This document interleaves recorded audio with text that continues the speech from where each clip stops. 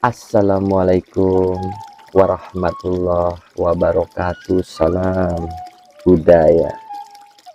Jumpa lagi para sedulurku semuanya di seluruh Nusantara di dalam channel Saumas 81, channel yang menceritakan tentang sejarah-sejarah para leluhur-leluhur kita, orang tua kita yang soleh dan solehah, dan juga amal serta spiritual yang saya jalani secara pribadi.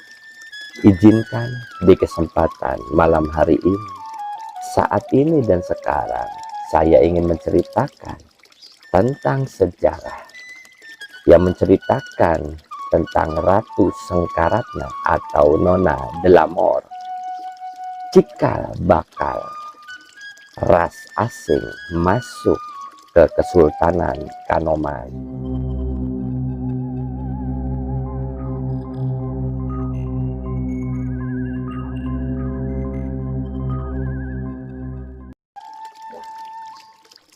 Apa kabar para sedulurku semuanya di seluruh Nusantara? Mugi-mugi para sedulur selalu diberikan kesehatan, waluya jati kelawan rahmat lan hidayah saking kersanipun Gusti Allah Subhanallah wa ta'ala. Amin amin ya robbal alamin. Bagi para sedulur yang baru menemukan channel Saumas 81, selamat datang dan selamat bergabung.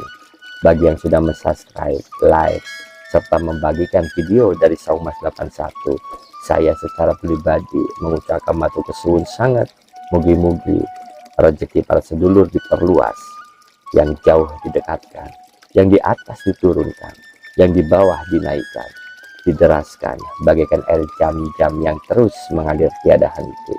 Amin amin ya robbal alamin. Dahulu kala, para sedulurku semuanya di seluruh Nusantara, Kesultanan Kanoman diperintah oleh Sultan Anom Komarudin kedua. Beliau memperistri anak residen Cirebon yang kemudian hari dikenal dengan nama Ratu Sengkaratna. Pada saat itu Cirebon geger. Hampir terjadi peperangan besar antara Kesultanan Kanoman dan juga Belanda. Kisah perkawinan antara Ratu Sengkaratna dengan Sultan Anom Komarudin kedua dimulai ketika keduanya masih remaja. Pada tahun 1811 hingga 1858, Sultan Komarudin pertama naik tahta. Beliau dianugerahi seorang anak laki-laki, kemudian diangkat menjadi putra mahkota. Nama kecilnya adalah Pangeran Nurbuat. Kelak esok-esok hari beliau mendapatkan gelar Sultan Anom Komarudin II. Di sisi lain para sedulur, pada waktu yang sama Belanda mengangkat residen Cirebon baru bernama J.N.J. Lender. Beliau merupakan residen berdarah Prancis dan mempunyai anak perempuan bernama Nona Delamor. Kelak esok-esok hari dikenal dengan nama Ratu Sengkaratna. Mangga kita lanjutkan kisah sejarahnya melalui video yang sudah saya siapkan untuk para sedulur-sedulur semua di seluruh Nusantara. Bismillahirrahmanirrahim. Sebagaimana selayaknya seorang residen, J.N.J. Lender mempunyai hubungan erat dengan penguasa lokal di Cirebon, termasuk dengan Sultan Kanoman. Dan dalam beberapa waktu ia sering mendatangi keraton. Setiap kali bertamu ke keraton, J.N.J. Lender sering membawa anak gadisnya. Peristiwa inilah yang kemudian menjadi sebab pertemuan Nona Delamor dengan Pangeran Nurbuat. Karena seringnya bertemu, timbul benih-benih cinta yang muncul di antara keduanya. Seiring waktu berjalan, hubungan antara Nona Delamore dan Pangeran Nurbuat begitu sangat dekat, sehingga keduanya menjadi sepasang kekasih. Namun, hubungan percintaan keduanya kebablasan, sehingga Nona Delamore hamil di luar nikah. Ketika usia kandungannya mulai membesar, Nona Delamore terpaksa merahasiakan kehamilannya kepada ayahnya. Ia sering mengurung diri di kamar.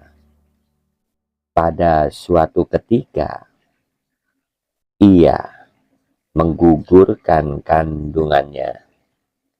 Ia pun membungkus janin yang sudah mati itu dengan kain yang serba indah dan memasukkannya ke dalam kandaga, yaitu guci, sebelum akhirnya dilarungkan ke laut.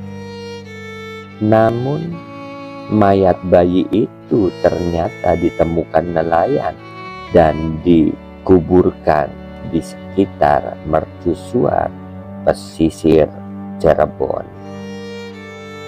Nona Delamore kondisinya kian hari memburuk karena efek aborsi yang baru ia lakukan.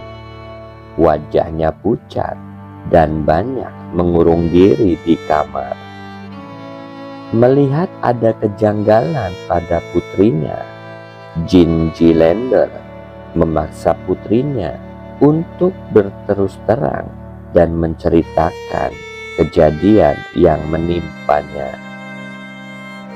Bagai disambar petir ketika mengetahui putrinya melakukan aborsi hasil hubungan gelapnya dengan Pangeran Nurbuat. Residen murka besar, sehingga ia menyiapkan polisi dan tentara Belanda untuk menyerbu Kanoman dan menangkap Pangeran Nurbuat. Akan tetapi, niat residen dicegah oleh para petinggi Belanda lainnya. Bagi mereka, melakukan penyerbuan dan penangkapan pada putra mahkota yang akan dilantik menjadi raja dapat memantik perang besar. Selain itu, masyarakat akan tahu jika Nona Delamore hamil di luar nikah. Saran para petinggi Belanda akhirnya diterima oleh Jean Gillender. Ia pun menikahkan anaknya dengan Pangeran Nurbuat demi menutupi aib di kedua belah pihak.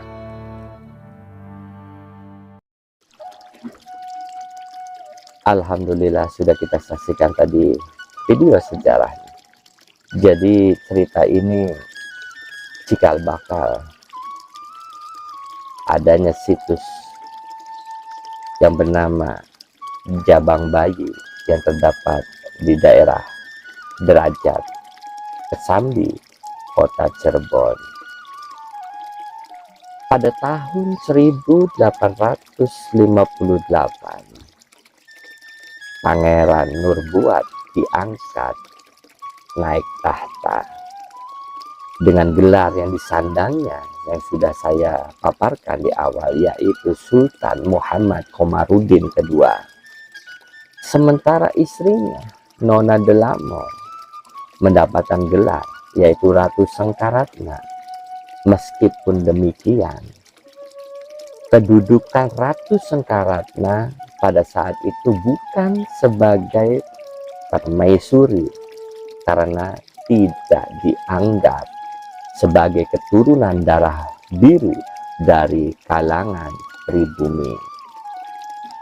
Sedangkan Sultan Muhammad Komarudin II itu sendiri berpermaisurikan Ratu Raja Apsari.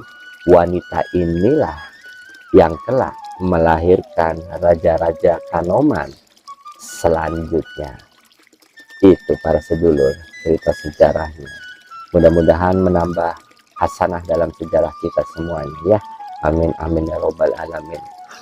Mohon ampura jika ada salah kata munalan munikula dalam memaparkan sejarah ini. Kula pamit para sedulur. Assalamualaikum warahmatullahi wabarakatuh. Salam budaya.